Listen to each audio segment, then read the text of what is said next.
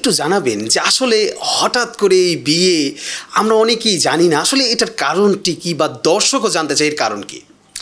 না, আসলে জন্ম মৃত্যু বিয়ে এটা সম্পূর্ণ মহান আল্লাহ তাআলা লিখে রাখে। সো কার কখন কোথায় বিয়ে হবে এটা আসলে এটা সম্পূর্ণ আল্লাহর উপরে। তো আমি দেখতে গেছি আমার মাকে নিয়ে, আমার ফ্যামিলিকে নিয়ে আমি দেখতে গেছি। আর দেখে আসলে ওখানেই বিয়েটা মানে কাবিন যেটা বলি আমরা, কাবিন হয়ে গেছে আর কি।